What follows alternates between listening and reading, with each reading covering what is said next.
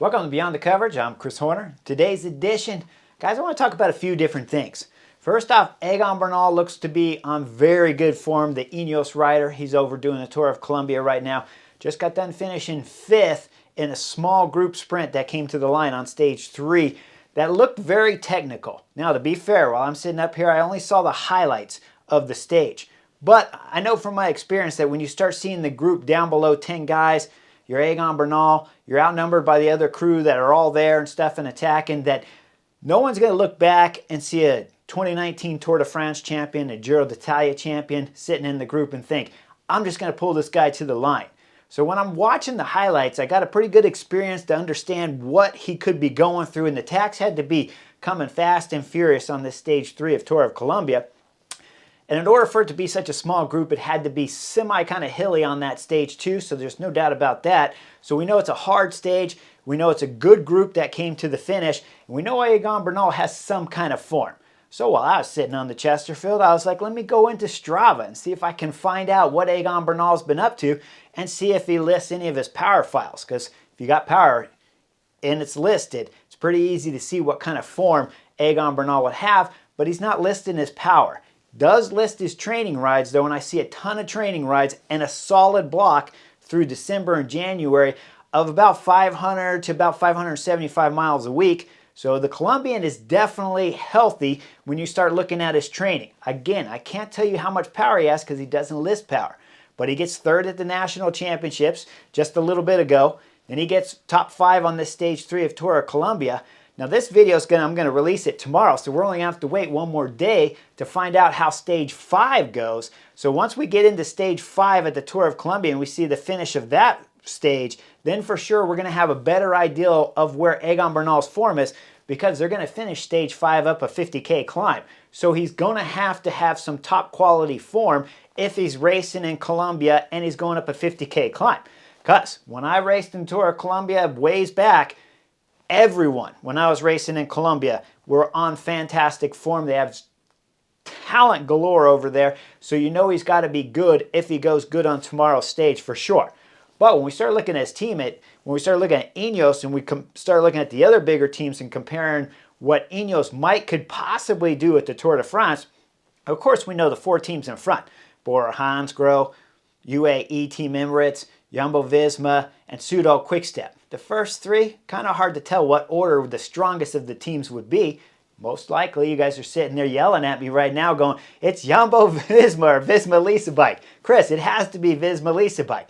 Okay, when I look at the roster, though, for the Tour de France for Visma-Lease Bike, I'm thinking Steven Kruijswijk has to be exceptionally good in this 2024 Tour de France.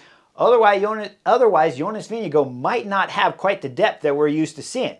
There won't be Wout van Aert there to save the day. And of course, Primoz Roglic is going to be racing on Bora-Hansgrohe. So Jumbo-Visma's Steven Kruijswijk is really the glue between the flatlanders, the small little climbing hill guys, and then of course when you get into the final of that penultimate climb and then going up the last climb, Steven Kruijswijk has to be really good to get Sepp Kuss into that final and last climb of each of the harder mountain stages of the Tour de France for Jonas Vingegaard not to be isolated.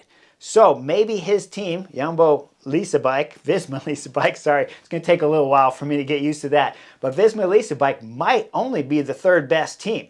Could be Bora-Hansgrohe might be the best team, could be UAE Team Emirates, could be 2nd, they could even be 1st. When you start talking about bringing Almeida over to the Tour de France finally after those 3 seasons of doing the Giro d'Italia, now he's going to be at the Tour de France.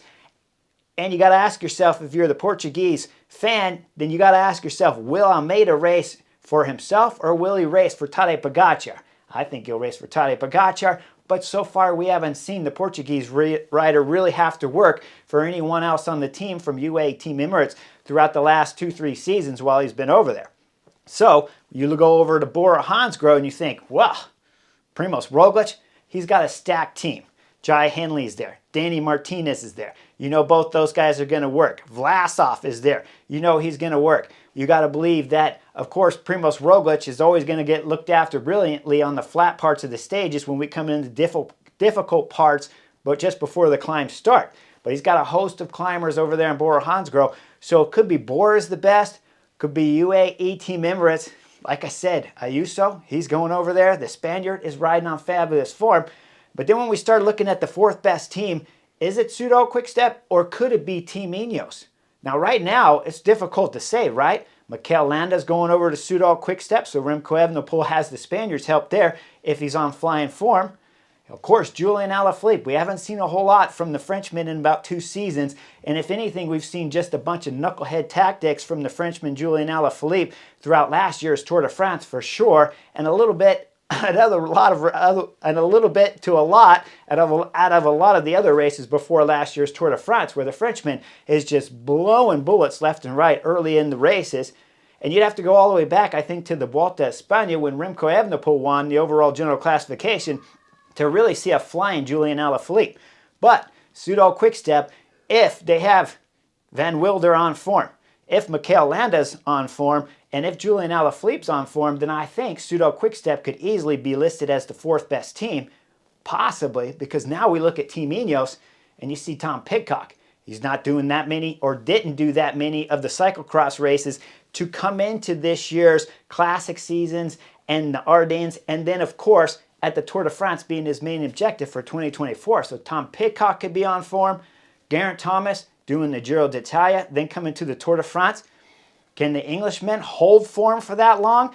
I don't think I've ever recalled a season where Geraint Thomas had gone from something like a Grand Tour of the Giro d'Italia and then hold it for those 5 weeks in between and then come into the Tour de France. So he has a new objective in his 37 years of age racing here that is going to be something new that he himself hasn't even done before past in his career. So you start looking at INEOS though. If Egan Bernal gets through stage 5 of the Tour of Colombia up in that front group, you got to believe you have Pidcock, Egan Bernal, Carlos Rodriguez, who was 5th last year at the Tour de France, and Geraint Thomas. 4 solid riders right there that can be fighting and highlighting some more big-time results for INEOS. Remember, last year, Carlos Rodriguez went 5th, like I said, on the general classification. But remember when he won that stage 14 at Juplin? That was really pretty impressive result there for such a young kid. And especially after he had crashed at the Tour de France to then finish in the top 10 and 5th nonetheless. Solid result from the Spaniard there. And Geraint Thomas went 2nd at the Giro d'Italia last year. So I think when I'm starting looking at the top 4 teams, I think possibly INEOS is going 4th when we start looking at the list. Of course, as we get closer to the 24 Tour de France, we'll know a little bit more about where Pseudo Quickstep is, because if Julian Alaphilippe is on 2019 form and he rides at 2024 with that kind of form, all of a sudden Pseudo Quickstep, they might spring way up there and be even above Visma Lease Bike if all their guys are flying and Julian Alaphilippe's on that spectacular form. If we see Mikel Landa start going on that top podium kind of form that we've seen him run in Grand Tours in the past, and Remco Evenepoel's flying, those are 3 guys that we know can be at the front of the group on every one of the mountain stages coming here in 2024. And so, remember, when they talk about their other flatter guys, Matteo Catania, remember how spectacular he was at the Vuelta a España last year? So they have a solid team if they all come on form. INEOS have a solid team if they all come on form. Visma Lease Bike with Sepp Kuss. I mean, he's the ace card, right? So you know he's going to go good because he always does. And of course, Jonas has a lot of faith that Sepp Kuss is going to be there for him. Steven Kruijswijk, okay, he wasn't at the Tour de France last year. The year before he crashed, I believe it was on stage 15. So there's a lot of reasons why Steven Kruijswijk, of course, hasn't shown at the Tour de France's in the last 2 seasons. But let me remind you, Steven Kruijswijk went 3rd in 2019 at the Tour de France, so we know he can climb. He just needs to bring that top form. Either way, when I start looking at the teams right now, this early, I mean, we're talking February here in 2024. When I start looking at the teams, though, Bora Hansgrohe looks solid. UAE Team Emirates look really solid. Visma Lease Bike, wow, it's almost for me to say it is almost blasphemy, but they might be the 3rd best team at this year's Tour de France if Steven Kruijswijk can't bring his top form again. And of course, Pseudo Quickstep, we don't know where they are. INEOS, well, Egan Bernal, we hope in tomorrow's stage 5 of the Tour of Colombia, you're riding up there in the front group, because if you can bring back your old form from 2019 Tour de France victory, man, we could have an even better and possibly a top 5 guy in there to battle against with the top 4 and the best up there. Now, one last thing before I take off, because I got it added in there. The women's peloton. Looks like we could have $1 million rider with Demi Vollering, the SD Works rider, getting offered big-time money from UAE Team Emirates for next year. Now, we're talking about $1 million. That's huge, and that will help all the riders, all the women professional riders over there in European peloton start making more money. Now, when we start looking at the article, we're looking there where Lorena Wiebes, her teammate, starts talking about it'd be nice where if all the money trickled down. It will all trickle down, there's no doubt about it. And in the comments there, she also mentions that, well, you have to go to a team that you like and that you want to be there. It's not all about the money. If you're talking $1 million and the next best offer is $400 or $500, we are talking about the money is important. And if at any time when I race with small teams, when I went over with Webcore, when I went with Nutrifig, once you come onto a team like that with the kind of results that, of course, last year's Tour de France Femme rider won the overall general classification, when you go over to a smaller team like they have over there at UAE Emirates, all of a sudden you will always be comfortable. Everyone on that team is going to accept you. Now, can they deliver the same kind of results that SD Works did last year where they won everything? I mean, just about everything. Really, the only mistake they had was at the Tour of Spain when they lost the overall classification there.